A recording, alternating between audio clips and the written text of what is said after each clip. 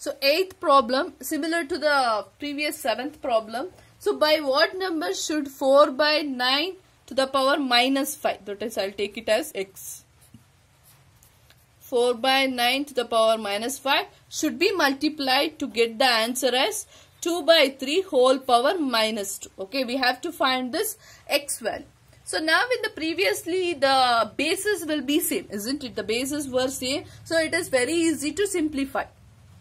But in this case, the bases of these exponents are different. So it is 4 by 9 is there and another one is 2 by 3 is there. So but here I can convert this, isn't it? Here I can convert this 4 by 9 in terms of 2 by 3. I will explain it. 2 into, I can write this 4 by 9 to the power minus 5 as 2 by 3 whole power square to the power minus 5. Why I am writing this? 2 square is 4, 3 square is 9. So if I again do the same thing, if I simplify it, I will get the same thing, isn't it? 4 by 9 to the power minus 5. So that one I am converting. Why I am converting? To get the same basis in the both left hand side as well as right hand side. Okay, so now x into 2 by 3 whole power square to the power minus 5 is there. So it is like a power m whole power n. A power m whole power n is nothing but a power mn.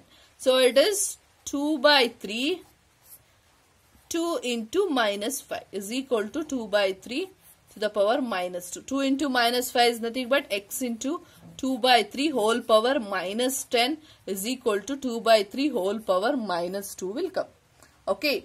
So now I want the x value. So x value I want it. So x equal to this side will remains the same. That is 2 by 3 whole power minus 2. When this multiplication term, when it goes to this side, it becomes division of 2 by 3 whole power minus 10. So now x equal to 2 by 3 whole power minus 2. So now I can change this minus 10 is there. So I can change this minus 10 as division of. So in the previously we have known, if you want, that is a power minus m is there, means 1 by a to the power m. 1 by a to the power m is nothing but interchanging of these two, numerator and denominator. So I can write division of 3 by 2 to the power plus 10. Okay. So now x equal to 2 by 3 to the power minus 2. Now division I will change into multiplication. If I change into multiplication, then it becomes 3 by 2 will become again 2 by 3 to the power 10. Now I will simplify this. So that is x equal to 2 by 3 to the power minus 2 into 2 by 3 to the power plus 10 is there. So both are having same base. So it is very easy to find the x value. So x equal to 2 by 3 a power m to the power into a power n is there. That is m plus n minus 2 plus 10. So it becomes x to the power x equal to 2 by 3 to the power minus 2 plus 10 is nothing but it is 8. So what is the answer? We have got x equal to 2 by 3 whole to the power 8. Okay. So let's go with the next problem. So 9th problem, it is simplification, that is 5 by 11 to the power 2 into 11 by 5 to the power 4 into 5 by 4 to the power square is there. In this problem, you can't able to change anything or you can't able to use any rule. Why? Because means here you can change these two, but you can change it 5 by 11. Here I can take it as 5 by 11 to the power minus 4. But after simplification of this one, I can't do with this one, isn't it? So that is very difficult to solve it. So directly without using anything, we are directly simplifying it. How means numerator separately I will take and denominator separately I will take. So numerator it is 5 square into 11 to the power 4 into 5 square. Denominator 11 to the power square. So this square is for both 5 as 11 into 5 to the power 4 into 4 to the power 2 is equal to 5 square into 5 square is there. So I can write it as 5 to the power 4 into 11 to the power 4 divided by 11 square into 5 power 4 into 4 square. So I can cancel these two.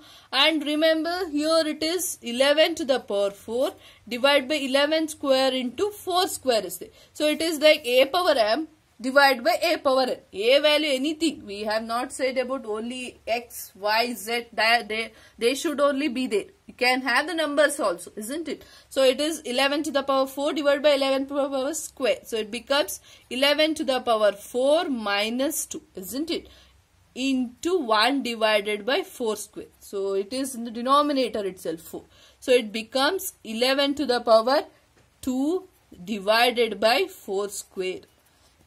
So 11 square is nothing but 121. 4 square is equal to, it is 16. Okay, this is about the simplification of the 9th problem. Let's go with the last problem. Last problem, it is saying about the check the statement whether it is true or false. That means whether here they have given left hand side and right hand side. You have to see that whether left hand side what they have given, whether it is answer which you have given the right hand side is same. So that means p power x divided by p power y. That is a power m divided by a power n. If I have done, I'll get it as p power x minus y, isn't it? I won't get p value. Whether I'll get p value? No. So this left hand side what they have given which is not equal to right hand side. So this is the false statement.